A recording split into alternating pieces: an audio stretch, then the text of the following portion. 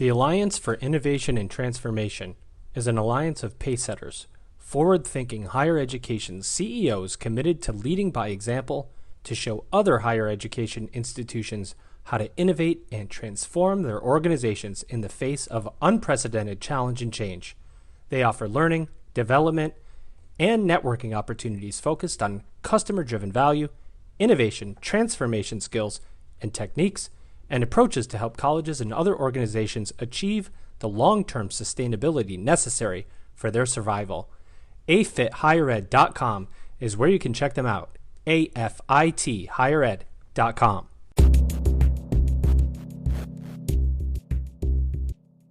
Welcome back, everybody. It's your time to EdUp on the EdUp Experience podcast, where we make education your business. I'm your guest host for today, Bill Pepicello, former president of University of Phoenix and Higher Ed Vagabond. Also, I host my own podcast weekly called EdUp Insights, and am the author of the book Leadership on the Field of Play, which is available at Amazon.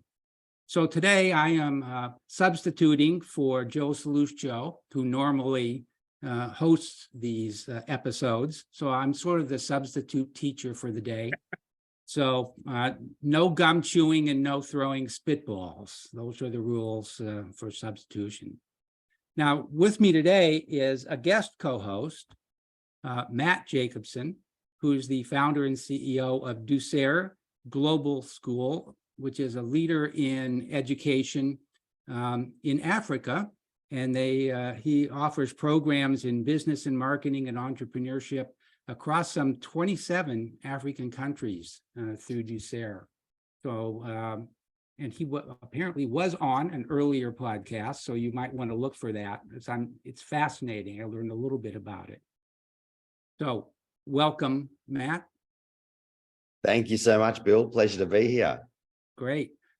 And our guest today is Dr. Gene Coughlin, who's the founder and CEO of Resilience Building Leadership Program, which I'm going to call RBLP, because I don't think I can say that too many times. The acronym works. Okay. And Dr. Gene Coughlin is the founder and CEO. And as the CEO, he's responsible for establishing and promoting the vision, purpose, mission, and core values of the company. And we're going to talk about all that in a bit. He's dedicated himself to creating a worldwide community of practice that's committed to building and leading resilient teams, which is a fascinating concept. He earned his doctorate in organizational leadership from Pepperdine University Graduate School of Education and Psychology. He's also a 20-year veteran of the Marine Corps and did a stint for years with the Red Cross. So I did. So welcome, Gene. Thanks, Bill. I'm glad to be here. Now that's a fascinating resume. So I'd like to kick it off. If you could just tell us a little bit about how you got here. What was your journey like to get to where you are? Well, my formative years were spent in the military in the United States Marine Corps. I was in the Marines from 1987 to 2007. So I retired from the Marines about 16 years ago. Unfortunately, also about 16 pounds ago, I noticed the other day. So I've got to do something about that. But after I left that 20-year career in the Marines, I worked for a couple of different defense contractors supporting military efforts around the world. Then I went to work for the Red Cross. I wanted to get some nonprofit experience. I wanted a job. I was financially sound. I could take a job that didn't necessarily pay a lot of money, but I wanted to do something that was important, giving back, and I found that at the Red Cross. That was a great several years that I spent there. During that time, I also went back to school to earn my doctorate at Pepperdine.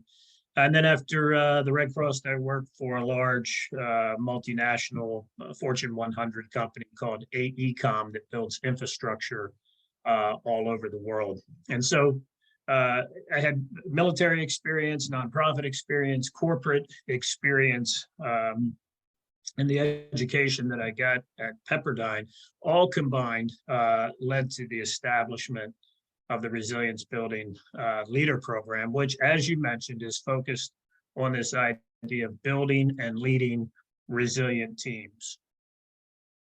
And a resilient team, you mentioned it being an interesting idea. So let me define that for the listeners. So we define a resilient team as a team that can overcome adversity, adapt, and grow together as a result of that adversity. So sort of what doesn't kill you makes you stronger, which is a phenomenon that everyone is familiar with individually. My interest and the research that I did at Pepperdine was on the idea of collective resilience, that resilience could indeed be a group phenomenon, a team phenomenon, that people could, as a team working together, get through the hard times, get through adversity in the workplace, overcome, adapt, and grow as a result. So get better at what they do, refine processes, refine procedures, and so forth. And resilient teams are the key to both individual resilience and organizational resilience. Okay. Well, let me ask one more question, and then Matt, I'll let you jump in. But Gene, could you tell us just a little bit about how it works? I mean, how the certification works, what's the curriculum like? Yeah, sure can. So what we did, to give you a little history here, back in 2018, we saw a gap in the marketplace, that there were lots of management certifications, project management, HR management, change management, IT management, but there was not a leadership certification in the marketplace. There was not a standardized exam that folks could take to validate basic leadership skills. We saw that as a gap in the marketplace. So we set about to fill that gap. And how we did that was we did research in 2018 and 2019, where we asked leaders in a variety of industries what they did on a day-to-day basis, actionable verbs, actual leader tasks to build and lead resilient teams. And we defined, we needed to, when you do research, you need to narrow the scope so that you get back focused data. So we said resilient teams, the specific skills that help them overcome adversity, adapt, and grow. And from that, we distilled that data into a taxonomy of 29 leader tasks that we bucketed into 5 separate competency domains: create a positive climate, develop cohesion, provide purpose, facilitate team learning, and support organizational learning. And then mapped those competency domains to 3 levels of leadership: frontline supervisors, middle managers, senior leaders. And from that, developed the certification exams that we issue orally, like using Teams or Zoom. Instead of a written exam, we do it orally because we determined that the assessment of leader competency simply could not be done with true, false, multiple choice, fill in the blank, like management exams can do. It required a conversation. So we developed a certification exam and training to get folks ready for that, and took it to market in 2020. And we've done thousands of these certifications since then. Wow. Matt? Very, very cool. I'm really excited about the work you're doing, Gene. I think it's really fascinating, and I've got tons of areas I'd love to explore and dig into, but well done. Firstly, congrats to you, because I think it's a really understated and critically important area. So one of the things I wanted to touch on was this kind of concept of things like resilience training versus technical training. And a lot of corporations and organizations focus on product training, technical skills. And so one anecdote I think that's really interesting, nothing to do with corporate training, but I think the principle is interesting. PISA is the international testing body for high schools, compares high school outcomes all over the world. And one of the things that was interesting when they did comparative tests of maths and science for kids all over the world is that America actually tested as one of the worst countries in the industrial countries. They're one of the lowest scores for industrial countries. And but they ask some interesting questions. So they ask in all the countries, whether you're in South Korea or China or whatever, how do you feel you performed on the test? And what do you think the American kids say? They all think they perform the best. So there's this kind of concept of confidence and self-confidence and resilience, not so much the technical skills compared to the scores of, say, kids in South Korea. And a lot of those countries focus on the technical skills. And then there's something weird going on because, hang on, if America's got the lowest testing scores, why are they the ones that are producing Microsoft and Apple and SpaceX and Google and all of these entrepreneurial companies? So the question is, how important is the technical skills versus what's less talked about is building resilience, capacity, confidence? Yeah, that's a great question and something that's being discussed quite a bit right now. Seth Godin just published an article talking about soft skills, and we usually refer to these as soft skills: leadership, resilience, these things, and comparing those to the hard skills, the technical skills that you just mentioned. He doesn't like the term soft skills. A lot of folks don't. People want to call them real skills or human skills or the critical skills. And I think what folks are finding out is that hard skills are important. Hard skills get you into the workforce. Hard skills get you your first job. But soft skills are what turn a job into a career. Soft skills, the skills that allow you to lead a team of people, are those critical skills that are going to allow you to move up the ladder in your job. If you get a nursing degree, your goal is not to work as a floor nurse your entire life. Ideally, you want to lead a team of nurses at some point. If you're in manufacturing or retail, whatever the industry may be, the idea is that you want to move into some sort of leadership role, supervisor role, and a manager role at some point. Those are the critical skills, and that's part of what we sought to address back in 2018. We wanted to develop a program that could assess those basic leadership skills across a variety of industries. Our exam is industry agnostic. And what we're finding now, I'll tell you what's especially interesting with so many changes in the workforce. Certain industries, jobs are being eliminated, and folks are not just upskilling, but they're reskilling into entirely new careers. There's a lot of talk about the advent of artificial intelligence and how that's going to impact so many jobs. What folks need to remember about these soft skills, the leadership skills that our partners, our college and university partners, train with our curriculum and that we assess with our exams, those skills are transferable across industry. So if you were a manager in retail and the retail in your small town has gone away because Amazon has dominated the market now, and you're looking to reskill into a tech job,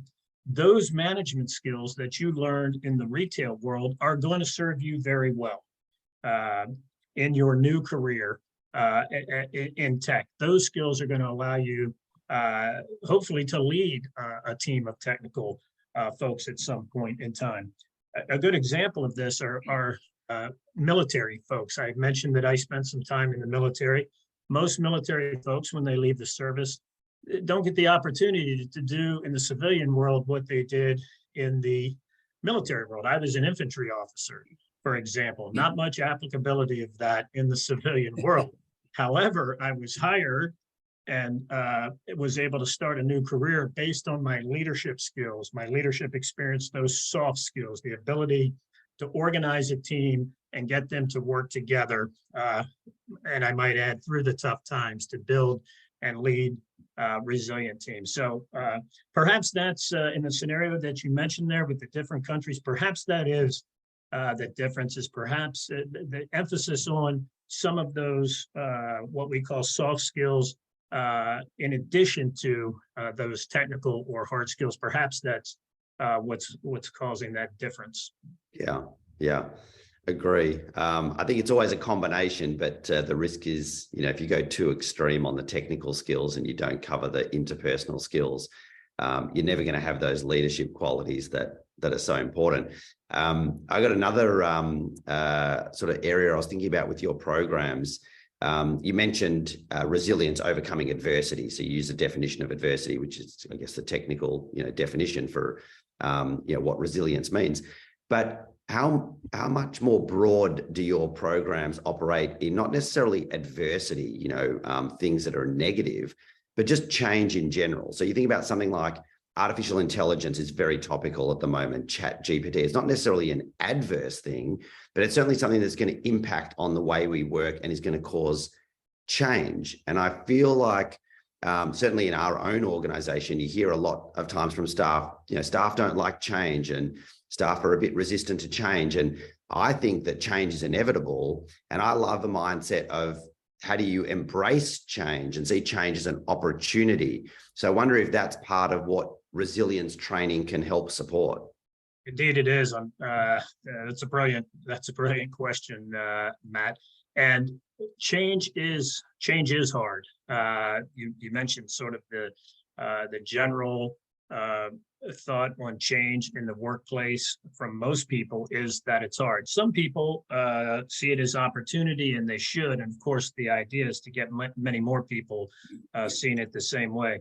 One of our competency domains, the one that's introduced at the middle manager or assessed at the middle manager level, is facilitate team learning. And this competency domain focuses on exactly that, helping the team learn from their experiences to improve, to innovate, to solve problems, easy problems, wicked problems, to embrace change. One of the leader tasks in that competency domain is to build new mental models. Change in the workplace requires that people build new mental models, that we're not going to do things the old way, we're going to do them this new way. And that is a type of adversity. It causes people stress and anxiety when they have to learn how to do things a different way. And what we're finding, we've been at this a while now, certified thousands of people, and we have folks recertifying now. And what some of the folks that are recertifying are telling us is that they realize now that one of the reasons they need to build and lead resilient teams is that they themselves are indeed the source of some of the adversity in the workplace, because they're setting high standards. They're asking people to fix things that aren't broken because they see that a process or a procedure, a product or a service isn't necessarily inadequate or bad or broken, but the potential exists to make it better. And they're trying to build a world-class organization. And so they're asked their employees to fix things that aren't broken. And that can be stressful, especially when those same employees that you're asking to take a new look at something and to make it better may have been the ones that created that process in the first place. And so they have some attachment to it. And so asking them to change can raise stress levels and produce anxiety. So indeed, we do address change in the curriculum that's taught at with our college and university partners. We assess that, and that is a significant source of adversity across all industry types. Stress and anxiety, adversity in the workplace isn't limited to law enforcement or nurses on the front line of the COVID crisis. It's everyone runs into some adversity in their workplace. Yeah. And Bill, jump in anytime if you want, because otherwise I'm going to just keep asking questions for this. Okay, then I am going to jump in because I've got a million questions too. The last part of this conversation is fascinating because I talk about it a lot in my book, which is called Leadership on the Field of Play, available at Amazon. There's another plug. Since I'm filling in today, I get to do that. But one of the things that I noticed in leadership is exactly what you were talking about, Gene, and that is that when someone comes into a new position, they forget that there were people there doing things before they had that position. And that just because things are different doesn't mean they're wrong, and something may or may not need to be fixed. And it circles back to what you were talking about on soft skills, because that's where the soft skills come in, being able to, look at the logic bubbles of the people you're working with and trying to figure out why they're doing what they're doing. One of the things I noticed is that in your certification exam, you focus in 3 areas: facts, concepts, and process, which I think are really, really key. And then that comes through the lens of the soft skills. But I am getting to a question here. It's not necessarily a lecture. But what you're looking at is improving supervisors and managers and senior leaders. Do you see that as separate areas, or do you think there's a progression from one to the next? And what I'm really asking you is, do you think leaders are made, or are they born? Boy, that's the age-old question, isn't it? Are leaders Yeah. made, or are they born? I think some folks are born with the aptitude, but leaders are indeed made. That's a fact. Leaders are made. Leaders are made through experience and through training, through self-study, through lifelong learning. In the leadership journey is never ending. I'm 60 and I'm still working on it. And so I defy somebody to argue that they've got it all figured out. So yes, indeed, we do. We on the certification exam, which is an oral exam, there are 3 types of knowledge, and for there's a lot of academics that are going to recognize this. It's out of Bloom's taxonomy, that factual knowledge, conceptual knowledge, and procedural knowledge. Knowing key terms and ideas, that's factual. Understanding the relationship between key terms and ideas is conceptual, and how things actually happen in the real world of work is procedural. So it's the what, the why, and the how. What does this mean? Why is it important? How does it actually happen? That's how we do the oral exam. To your question about what a frontline supervisor needs to know and what they do as compared to a middle manager and a senior leader, indeed it is progressive. What we found out with those 5 competency domains that we bucketed the 29 leader tasks into is that the frontline supervisor comes into contact with 21 of those 29. As a frontline supervisor, the basics of leadership that lay the foundation that allow leaders to build psychological safety and the things that are so important to encourage constructive dialogue around change and other issues.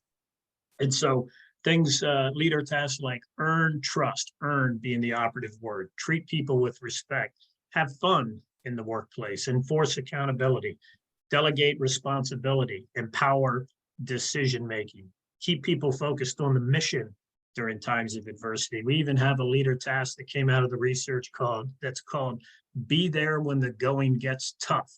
And what we mean by that is, if it's Black Friday at the Walmart and you're in charge of the cashiers, where you need to be is out on the floor next to those cashiers that are working, not necessarily taking over their job, but helping them, showing support for them, just being there for the emotional support so they can see you is where you need to be. Be there when the going gets tough. So first, frontline supervisors are introduced to all of these leader tasks very early in their career, which is why getting leadership training early is so important. The military does this, obviously. All organizations should look to do this, and that's why we've developed the program. So those frontline skills, those leadership skills for frontline supervisors, you learn them initially early in your career, and what we found is they actually become more important as you progress. So we assess the middle manager on all of the frontline skills plus some additional. We assess the senior leader on all of those and some additional, because they never go out of style. Treating people with respect is just as important for a frontline supervisor in a manufacturing facility. It's also important for the CEO of a company, for the president of a university, for the chief of police, or what have you. And so those skills are learned early, and they become more and more important as you progress through your career. It's no secret that there are considerable challenges facing higher education right now. The teaching and learning methods of the past are becoming obsolete, and time-worn processes have all but lost their effectiveness. No longer will the take no action or move forward with incremental change mindsets sustain operations. Colleges are closing their doors at an alarming rate, and some are teetering on the edge of existence. It's time to join the Alliance for Innovation and Transformation, better known as AFIT. Check them out at afithighered.com. That's AFIT highered.com. If you want to be at the forefront of technology and innovation in education, it's time to look at AFIT. Terrific. At one point I want to really follow up on, because I think it's important when you're talking about the people being out next to the cashiers. One of the things that I impress, and I do a little bit of mentoring with folks who are coming up through the ranks, and I always tell them, people say, well, 90% of life is just showing up. And certainly that's true in leadership. But what's important for people to notice or to understand is when you do show up in hard times, people notice, but they also notice when you don't. And I think that's what a lot of people miss. And I have had significant experience with that with some of my people when I was still somebody.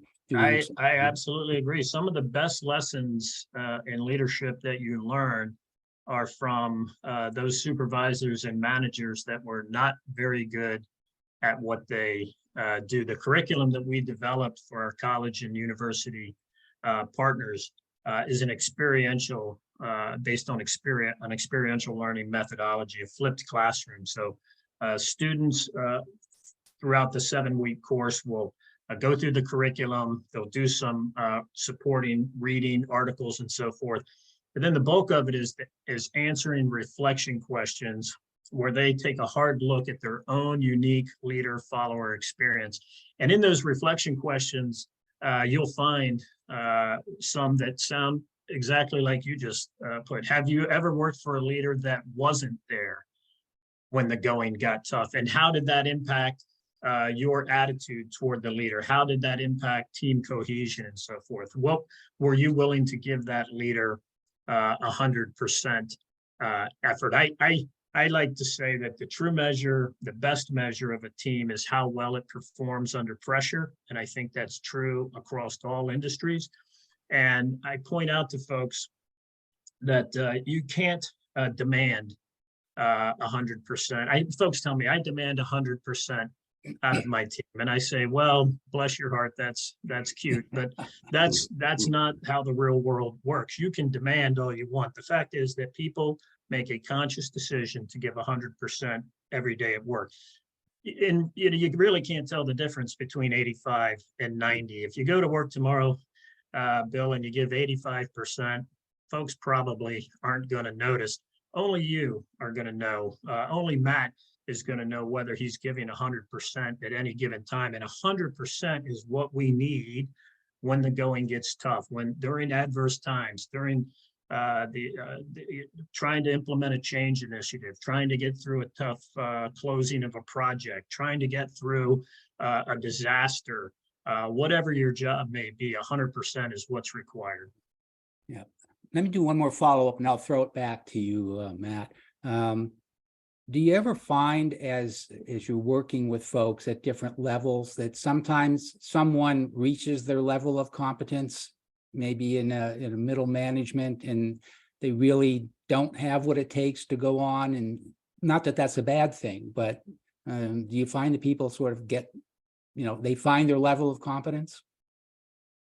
I certainly do. I think that's Yes. So that, the other, the other side of that would be, is it possible for everyone to develop into a great leader? And the realistic answer to that is probably not. And the reason is because you're not born with it. It's not intuitive. It has to be trained and it has to be learned. So if you're not a good student, if you're not just like if you don't apply yourself in chemistry, you're not going to become a good chemist. If you don't apply yourself in the study of leadership, in the study of these skills, in the study of the human condition, and I'll tell you another key point here is, if you don't have genuine concern for those that you lead, if you don't have genuine concern for people, if you look at them more as cogs in a wheel, for example, instead of the people that they are, then you're not going to reach the potential that you could have. So no, not everyone is cut out to be a great, well, I don't know that I'd say not everyone is cut out. Not everyone will become a great leader, either because of the absence of good training or the absence of effort that they put into doing it. Right. Okay, I'll let you back in, Matt. Oh, thanks so much. That's a great question, I thought, Bill, and really interesting. And the other side is whether there's the technical capability and whether someone can be trained to go further. But there's also a question of, from an individual perspective, is that even the right fit for them? And is that something that they want? Because not all staff and managers want to become senior leaders. And so you don't want to ever be putting from my perspective anyway, a square peg into a round hole, but it's really understanding what the individual's kind of goals are, which kind of leads into another area I wanted to chat about. So Gene, you can't hide your enthusiasm and passion and clear love of what you're doing. You obviously really believe in what you're doing, and you're helping a lot of people and a lot of organizations, which is so fantastic. On the other hand, I was at a program at Harvard on campus. It was an executive leadership program. It was about 100 people, senior executives from the biggest companies from all over the world. And so on paper and on resume, you think, wow, these guys are it. They've done it, they've achieved it, they're all super successful. And it was a real eye-opener for me, because one of the biggest themes that came through from these leaders of different departments, from around the world in these companies is, yeah, but I'm kind of really trying to find what I really want to be doing and my passion and what my real purpose is. And I was like, oh, wow, okay.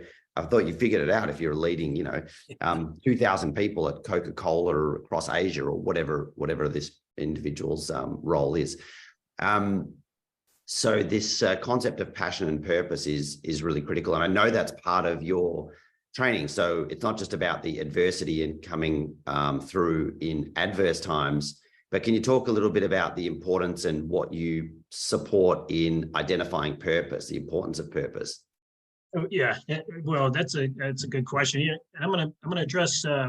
You mentioned the executive leadership program, and real quick, I'll say that one of the things we noticed back in 2018 when we identified this gap in the marketplace is that there was plenty of training like that for executive leaders, training at Harvard, training at Cornell. All of the great schools have executive leadership programs. And I thought to myself, well, these are probably the folks that need it the least.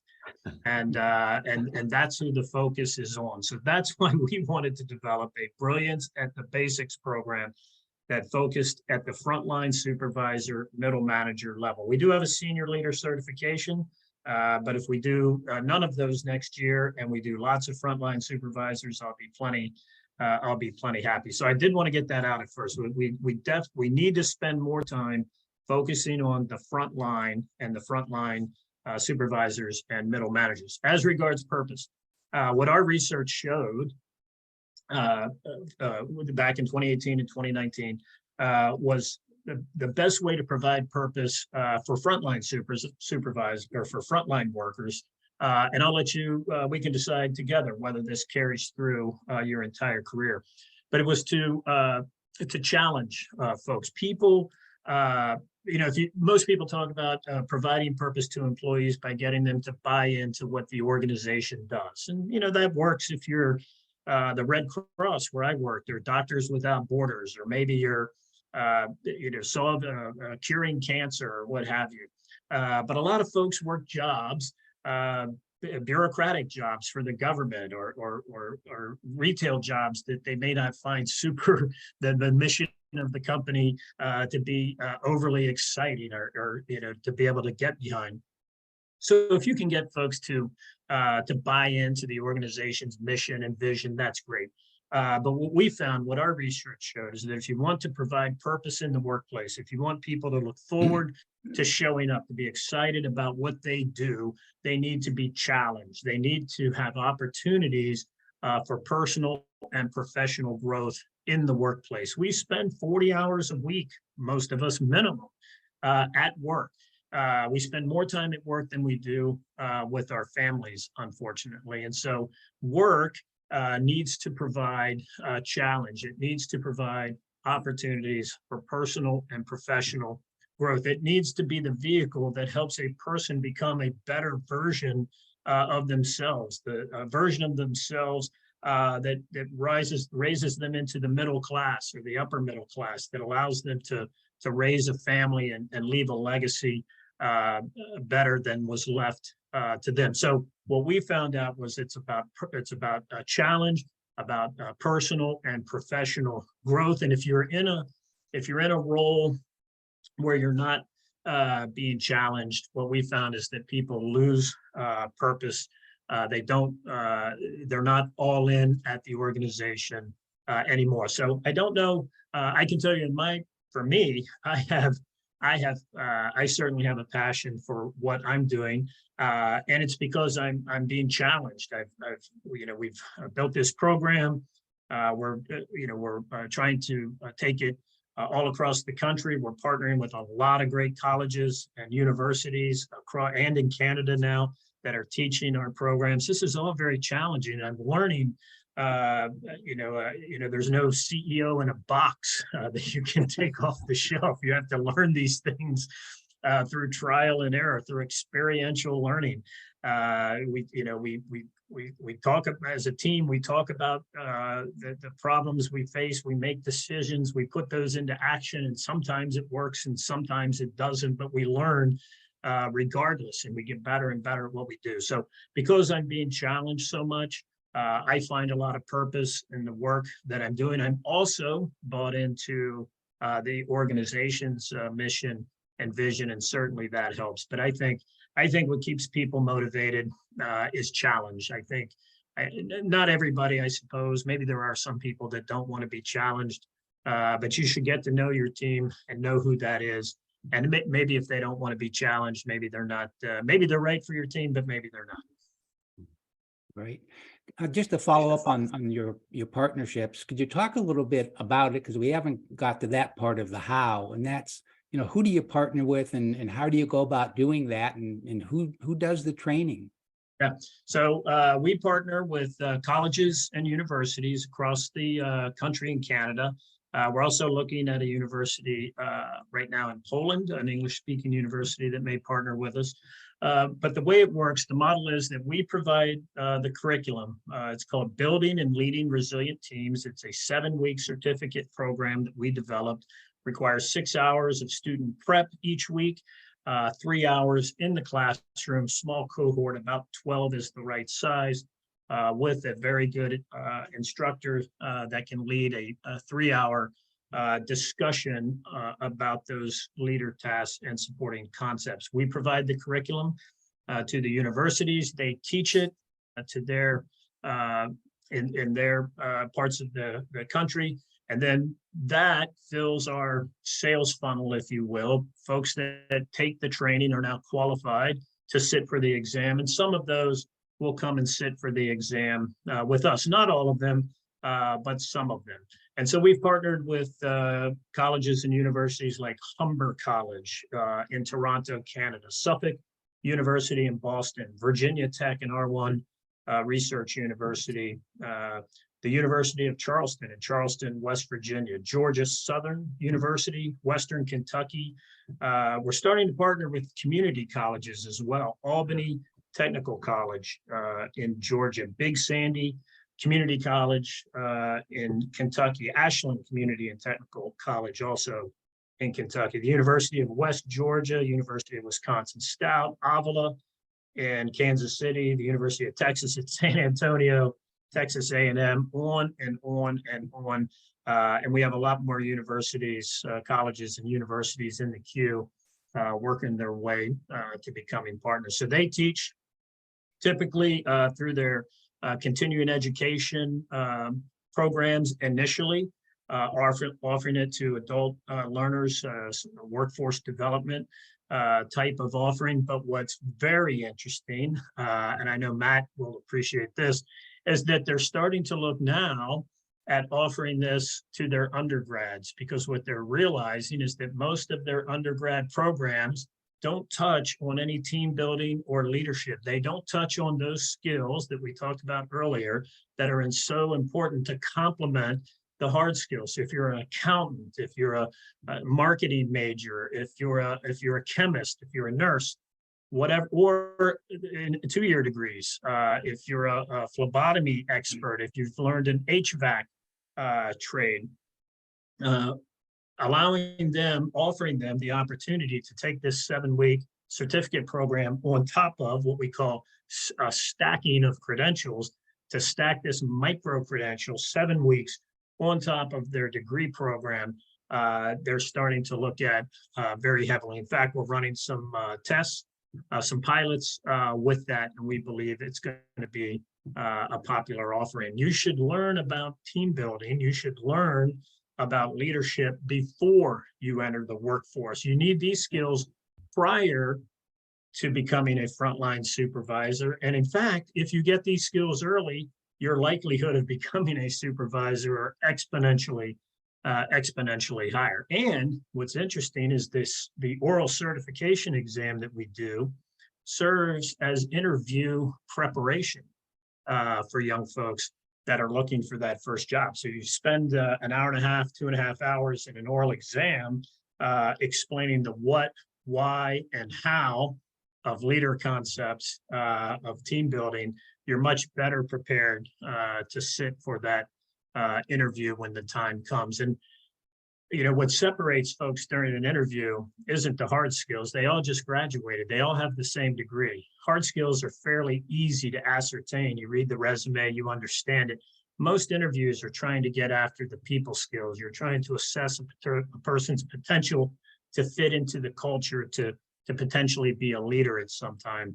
And we found the feedback we're getting is that this training and our oral exams prepare people well for that. So we're looking towards a day when a lot of undergrads, 2-year, 4-year students are going to be taking this training, sitting for this certification exam prior to entering the workforce. Oh, great. Well, Matt, I'll give you one last shot here before I take us home. Yeah, I think that I do love what you were just talking about, Gene. I think that's amazing to bring these sorts of skills in younger. And I know you're focused more on the sort of university corporate market, but I was just thinking, and I don't know if there's other organizations that you might partner with at a younger age, but honestly, I think this is so important at elementary school for teenagers, you know, dealing with cyber bullying, dealing with, you know, so much change that's going on, anxiety for kids, feeling like you have to fit in. And I mean, I'm sure, you know, there's so much need in the senior management market, but I think it's just as critical, your skills, you know, for 10-year-old kids in school. Well, since you've opened it up, we are going to preview something here on this EdUp podcast. This is a coming soon that not only some insiders here at RBLP know about, but in 2024, we will be early 2024, first quarter calendar year 2024. We will be unveiling a companion curriculum using essentially the same leader tasks, particularly those in the first 3 competency domains of create a positive climate, develop cohesion, and provide purpose. The curriculum is going to be tailored to high school students. This is going to be part of our corporate social responsibility, our giving back program. We are going to make that curriculum available to high schools all over the country, all over the world, I suppose, if they want it. We are going to make it available to them and provide some support for the implementation of that leadership curriculum at no cost for high school students all over. We believe, exactly as you pointed out there, Matt, that it's not too early to start talking about earning trust, treating people with respect, empowering decision making, and being there when the going gets tough. All of these tasks are essential to introduce early to high school students. So I hadn't planned on talking about that. I planned on making a bigger, we're doing a press release on this later, which I'm sure we'll still do. But now the cat is out of the bag. So look for that coming soon. We're working with some of our community college partners to serve as mentors to those high schools in their area. So whoever's teaching it at the community college level will be working with the high schools that are teaching it at their level. They'll be, this is going to be a completely pro bono program. High school teachers will not need to spend any money to get certified. We're simply going to provide the curriculum and some good guidance, supporting materials, and let them teach it at the college, at the high school level. And they'll be able to say that, listen, students, this is the same course that's being taught at the University of Texas. This is real world stuff that's, and they'll be able to drive home why it's important that these are work skills, Matt. These are not just, be a good high school student skills. These are the skills you need to build a career later on, to turn a job into a career. These are the skills. Absolutely. Absolutely. That's great. Congrats. That's fantastic. This is going to be a big deal. We're looking forward to it. Yeah. Oh, it's excellent. Folks, you heard it here first. Breaking news. You don't get this kind of stuff when Joe Sluice Joe's hosting. You get it when I'm on here. Well, Gene, I've got to sort of start to wrap this down. There were two questions we always ask our guests at the end of every episode. One is, what else would you like to say that we haven't covered today? If there's anything else you'd like to tell us. And the second is, where do you see the future of higher education going? I'll answer the second question first. Where do I see the future of higher education going? There's a lot of talk right now about the future of higher education. Enrollments are down. Are schools actually preparing people for the jobs of the future? There are a lot of states that have eliminated degree requirements for many of their positions. So I think higher education is going to evolve to meet these challenges. It always has. It always will. I don't think higher education will look exactly like, in 20 years, will look exactly like it looks today. I think the hard questions that are being asked, are these degree programs actually preparing students for the workforce? Are these, what's the return on investment, not just for the student, but for the society and for government that helps to make these things possible? Our community colleges are supported, in large part by tax dollars. The federal government, pours a lot of workforce development funding into schools. So these are all good questions, and I think accountability is good. I'm confident that higher ed will adjust as it needs to ensure that what they're giving to the students makes sense. It's a competitive market. And so I know that they will, because they have to be able to make the changes that make sense for students. So my outlook for higher education is bright. I think it has a future. I think those that are sounding its demise are mistaken, and I would bet on it. The first question, you gave a plug earlier on a book, and I'm going to give a plug now. So I would ask people to visit us online at rblp.com. rblp.com.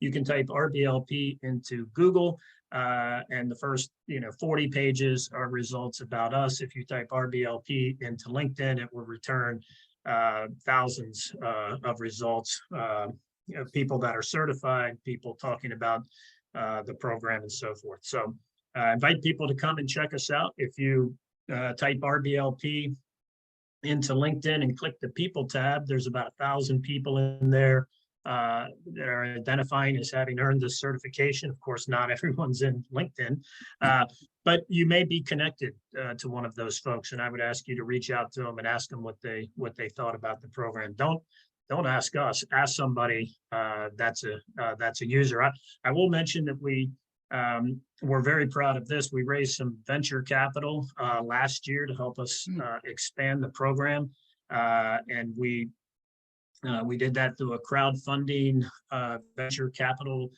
raise on one of the popular platforms, and we raised what we were looking for, $1 million in venture capital, 98% of which came from people that had been trained and certified by us. And so we're very proud of the fact that those that have the most experience with our program were willing to invest their money in that program. And that's what's given us the latitude to partner with all of these universities, which is a lengthy process, as you might imagine, to stand up a new course at a university. It could take 6 or 8 months before anyone is trained and ready to sit for our exam. So visit us on the web, ask people questions about what they do, and feel free to connect with me on LinkedIn. I'm happy to chat about these topics with anybody that's interested. Well, thanks a lot. Well, with that, I think we're gonna wrap up here. And I first want to thank my guest co-host, Matt Jacobson, who's the founder and CEO of Doucera Global Business School. I'm humbled today because I'm on the podcast with founders and CEOs, and here I sit retired. But Matt, thanks very much. Appreciate your participation today. Thank you, Bill. Absolutely a pleasure chatting with both of you. And Thanks, our guest was Dr. Gene Coughlin, founder and CEO of Resilience Building Leadership Program. And you can, as we know, go online there. And again, we'll remind you that I'm filling in for Dr. Joe Saluccio, who is off doing God knows what, God knows where. But don't worry, Joe, I'm in complete control of what's going on. So I'll thank you, you both again. It was a great experience. And with that, folks, you have EdUp. The Alliance for Innovation and Transformation is an alliance of pacesetters, forward-thinking higher education CEOs committed to leading by example to show other higher education institutions how to innovate and transform their organizations in the face of unprecedented challenge and change. They offer learning, development, and networking opportunities focused on customer-driven value, innovation, transformation skills, and techniques, and approaches to help colleges and other organizations achieve the long-term sustainability necessary for their survival. AFITHigherEd.com is where you can check them out. AFITHigherEd.com.